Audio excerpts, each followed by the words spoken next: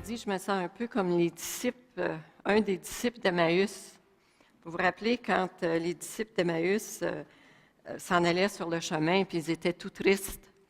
Puis Jésus s'est joint à eux, puis il a commencé, dans Saint-Luc, ça dit, « Et commençant par Moïse et parcourant tous les prophètes, il leur interpréta dans toutes les Écritures ce qui le concernait, ce qui concernait Jésus. » N'est-ce pas ce que l'abbé Jacques a fait avec nous ce matin, hier soir, puis ce matin, il nous a parlé des prophètes, il nous a parlé de l'Ancien Testament, il nous a parlé de Moïse, il nous a parlé de Jésus, le nouveau Messie.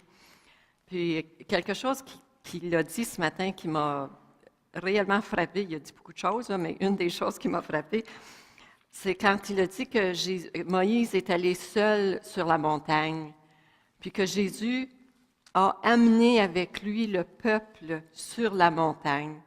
Puis c'est ça que le Seigneur fait en fin de semaine. Il nous amène avec lui sur la montagne. La montagne, c'est le lieu pour rencontrer Dieu, le meilleur lieu pour rencontrer Dieu, la montagne.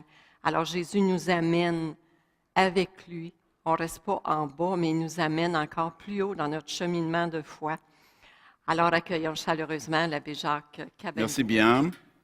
Alors on va continuer avec notre présentation et c'est pratiquement la dernière tranche. Moi je verrai la présentation de cette manière-ci, s'il faut la structurer et placer des points principaux. Mettons que dans la toute première partie, nous avons essayé d'approfondir la signification du Messie. Nous avons dit que c'était une personne qui avait reçu l'onction.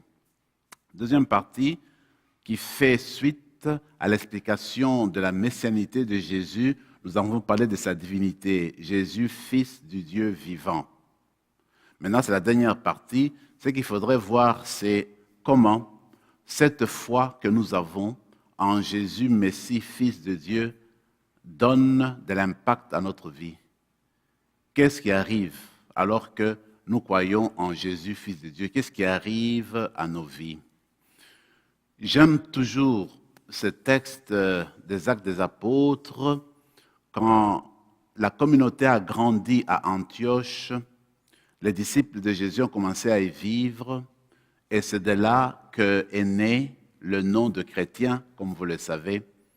Ce qui me frappe toujours dans ce passage, c'est de voir que ce nom n'a pas été inventé par nous, les chrétiens. Ce sont les voisins, les païens qui nous voyaient vivre et qui nous ont surnommés chrétiens. Parce que la manière de vivre des chrétiens, c'était toujours se référer au Christ, au Messie. Parce que Christ, nous l'avons vu, c'est Christos, c'est Messie. Alors, parce que tout le temps, dans leur manière de vivre, de faire, les premiers disciples de Jésus ne juraient, ne parlaient que du Christ. Alors, le chrétien, je veux dire les païens, le monde extérieur, les a surnommés, j'allais dire des Christiens. En français, nous disons chrétiens. Donc, c'est là qui suivent le Christ. C'est-à-dire que dans notre manière d'être, dans notre manière de vivre, nous devons exprimer cet attachement au Christ. Nous devons le refléter dans le dire et dans le faire, dans notre manière de réfléchir, dans les attitudes que nous adoptons, dans le projet que nous nous donnons. Tout cela doit être expression de notre attachement au Seigneur. Voyez-vous, le pape François a été élu, nous avons tous suivi son élection, et après il a eu cette occasion merveilleuse de célébrer sa première messe avec les cardinaux qui ont participé à son élection. Donc ils étaient 114, alors il a célébré cette messe qu'on appelle la messe pour l'Église. Donc on prie, on célèbre pour l'Église. Alors, je trouvais magnifique la manière dont il s'est adressé aux cardinaux. Parce qu'il a développé évidemment les lectures du jour, notamment la première qui parlait beaucoup de la marche humaine, de marcher dans la vie. et lui rappelait qu'en fait, durant toute notre vie, nous sommes invités à marcher. Quand on arrête de marcher, on ne vit plus. Alors, dans notre vie de chrétien, on marche, pas de quelle manière, de n'importe quelle manière.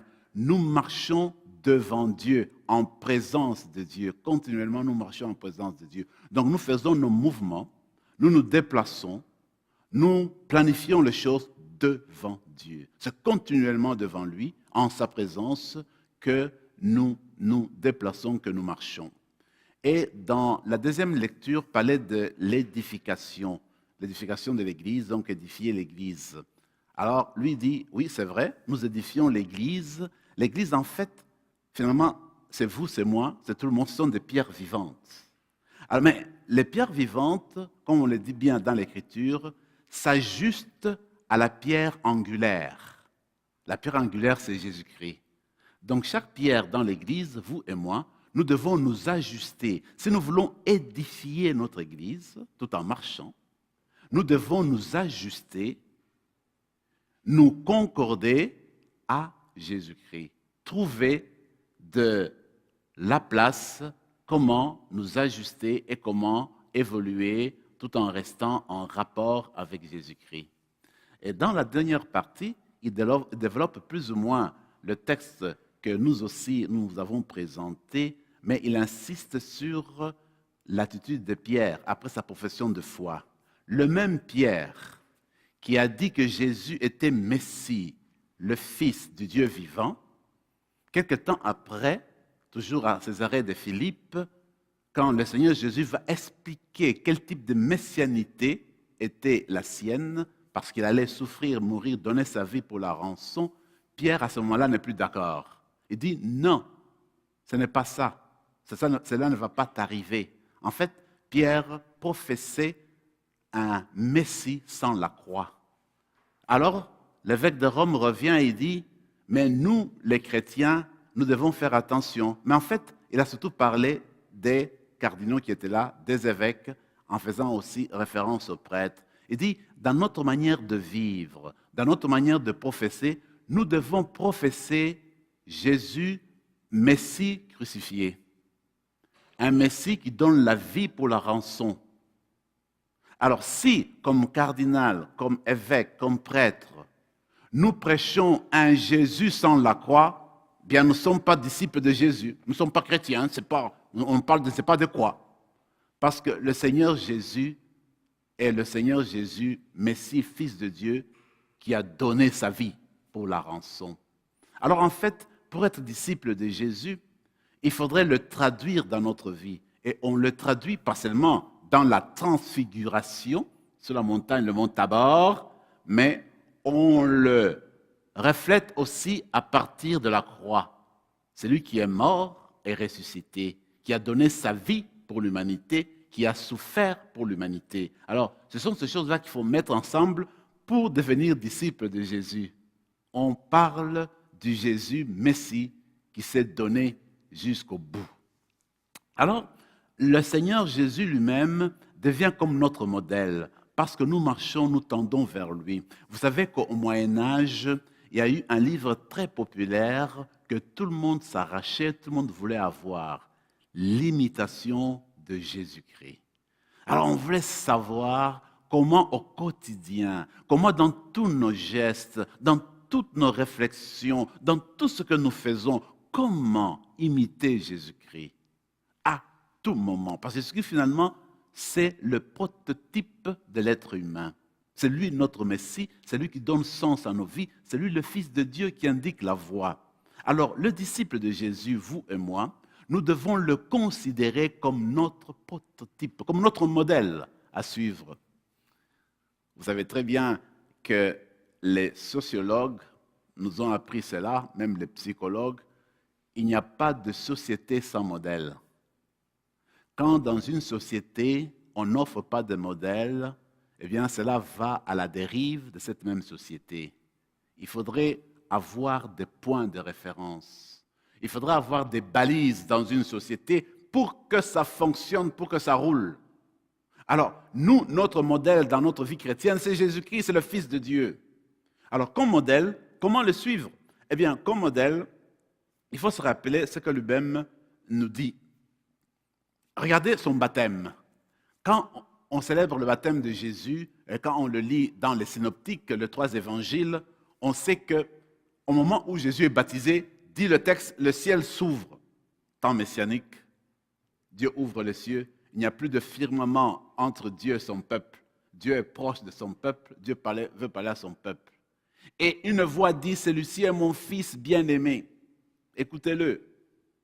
Pour dire que, avec le baptême de Jésus, qui est aussi notre baptême, Dieu fait de nous ses enfants bien-aimés. Avec le baptême de Jésus, le ciel devient ouvert. On peut entrer en communication avec Dieu, en communication directe avec Dieu par Jésus-Christ. Parce que nous sommes ses enfants, nous sommes des enfants de Dieu. Donc il n'y a aucune hésitation à faire. Pour nous les chrétiens, si nous voulons entretenir notre foi chrétienne, rester, demeurer disciples de Jésus, c'est entretenir la relation avec le Père. Et cette relation avec le Père doit se vivre sans aucune hésitation parce que depuis le jour du baptême, eh bien, le ciel s'est ouvert pour nous. Dieu est entré en communication permanente avec nous. Dieu voudrait que, à la manière de son Fils, nous l'écoutions et que nous devenions ses enfants bien-aimés. Voyez-vous, Dieu est Père. Il est Père, il est Dieu parce que il a un fils, c'est Jésus. Que de fois, quand nous fêtons le jour des pères et des mères, il m'arrive de fois après la messe, alors d'avoir la personne qui passe devant moi, quand je la salue après la messe, je dis bonne fête de mère, c'est toujours merci. Mais il y a des gens qui disent non, moi je ne suis pas mère. Et comme c'est la fête des pères aussi, non, moi je ne suis pas père. Alors pour surmonter cela, parfois on dit bon, tu es mère spirituelle, tu es père spirituel. Mais en fait, la paternité, la maternité, c'est défini à partir de la relation avec l'enfant, avec la fille ou avec le fils. Alors, Dieu est Père parce qu'il a un fils. C'est qui son fils? C'est Jésus. Jésus est fils Dieu dans la divinité parce qu'il a un Père. Dieu, le Père, voyez-vous. Alors, ce qui fait que Jésus est fils et Dieu, c'est parce qu'il a une relation particulière avec le Père, il est fils. Alors nous aussi, en Jésus, nous sommes des enfants parce que Dieu est la source de notre vie. Nous nous tournons vers lui comme notre Père parce qu'il est source de vie, comme il est le Père de Jésus et nous en Jésus, eh bien nous devenons enfants de Dieu. Voilà le chrétien. Nous sommes des enfants de Dieu et nous devons être fiers de l'être. Dans cette optique-là d'enfants de Dieu, comment vivre cette relation avec le Père? Eh bien, Jésus qui est fils et qui appelle Dieu Abba, ce terme intime, ce terme qui montre la relation entre Dieu et Jésus, parce que c'était un terme utilisé par les enfants qui appelaient père, papa, papa chéri, papa, c'est un terme très intime. Et personne n'appelait Dieu de cette manière-là. Et Jésus, en utilisant ce vocable-là, ce terme-là, il montre combien il est proche du Père. Mais alors, ce qui est beau, c'est de voir que dans la prière que nous appelons notre Père, la prière du Seigneur, quand Jésus nous apprend à prier, il nous apprend à appeler Dieu avec ces termes à lui. Appeler Dieu Abba. Ça veut dire papa, chéri, c'est-à-dire papa, tu es proche de moi. C'est que Jésus nous dit mon Père, mon Dieu, c'est votre Dieu. Appelez-le comme moi je le fais. Priez-le comme moi je le fais. Alors dans notre